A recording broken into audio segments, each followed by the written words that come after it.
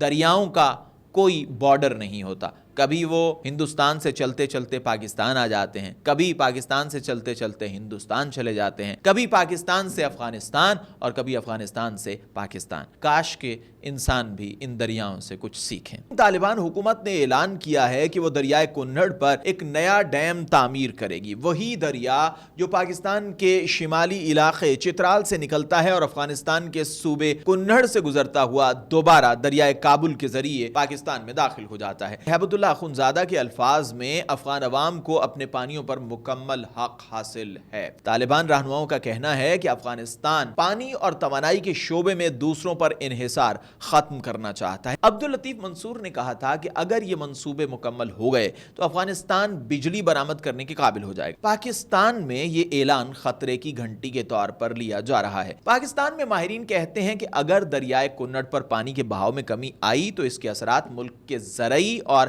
صنعتی شعبے پر فوری طور پر ظاہر ہوں گے. دونوں ممالک کے درمیان پانی کی تقسیم پر کوئی تحریری معاہدہ موجود نہیں ہے. اسلام آباد میں چترال دریا کے بہاؤ کو موڑنے پر غور کیا جا رہا ہے تاکہ وہ افغانستان میں داخل ہونے سے پہلے سوات دریا کی طرف منتقل ہو جائے. ایسا عمل دونوں ممالک کے تعلقات میں مزید کشیدگی پیدا کرے گا. اور اب ناظرین آپ جانتے ہیں کہ یہ اعلان اس وقت سامنے آیا ہے کہ جب پاکستان اور افغانستان کے مابین تعلقات انتہائی کشیدہ ہیں. افغان حکومت کا ایک ایسا اقدام جو ممکنہ طور پر پاکستان کے لیے تشویش کا باعث بن سکتا ہے. ایک جانب استنبول میں پاکستان اور افغانستان کے وفود ملنے جا رہے ہیں تو دوسری جانب افغانستان کی جانب سے دریائے کنڑ پر ڈیم بنانے کا اعلان کیا گیا ہے جو کہ یقیناً پاکستان کو منظور نہیں ہوگا. آپ دیکھ رہے ہیں کہو پاکستان، میں ہوں حیدر مرتضیٰ.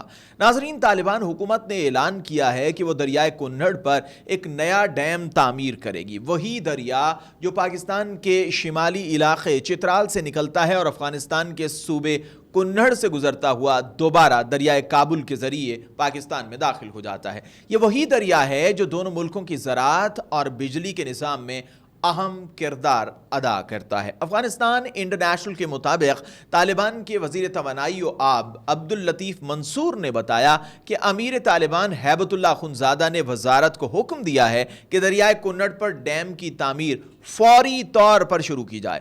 ان کے مطابق امیر نے واضح طور پر کہا ہے کہ غیر ملکی کمپنیز کا انتظار نہ کیا جائے بلکہ مقامی کمپنیز کے ساتھ معاہدے کیے جائیں تاکہ افغانستان اپنے پانیوں پر خود کنٹرول حاصل کر سکے. منصور نے یہ بھی کہا کہ ہیبت اللہ اخندزادہ کے الفاظ میں افغان عوام کو اپنے پانیوں پر مکمل حق حاصل ہے.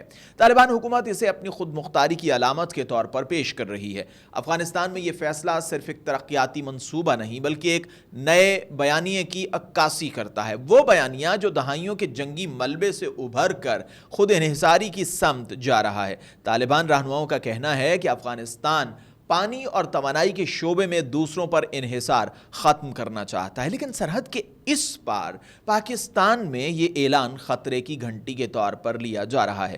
دونوں ممالک کے درمیان پانی کی تقسیم پر کوئی تحریری معاہدہ موجود نہیں ہے، صرف پرانے روایتی انتظامات ہیں. پاکستان میں خدشہ ظاہر کیا جا رہا ہے کہ اگر افغانستان نے دریائے کنڑ پر ڈیم تعمیر کیا تو دریائے کابل کا بہاؤ متاثر ہوگا، جس سے خیبر پختونخوا اور پنجاب میں زراعت اور توانائی کے مسائل بڑھ جائیں گے.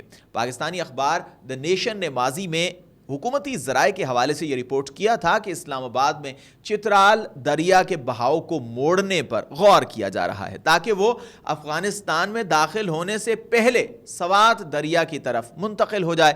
رپورٹ کے مطابق یہ کہا گیا کہ پاکستان کے بعض ادارے سمجھتے ہیں کہ افغانستان کے یک طرفہ آبی منصوبے مستقبل میں پانی کی کمی کو سنگین بنا سکتے ہیں. گزشتہ برس جب طالبان نے مشرقی افغانستان میں ڈیم بنانے کے ارادے ظاہر کیے تو ناظرین بلوچستان کے سابق وزیر جان اچکزئی نے بھی خبردار کیا تھا کہ اگر طالبان نے دریائے کنڑ پر یک طرفہ تعمیرات کی تو یہ پاکستان کے خلاف ایک دشمنی پر مبنی قدم سمجھا جائے گا. ان کے مطابق ایسا عمل دونوں ممالک کے تعلقات میں مزید کشیدگی پیدا کرے گا.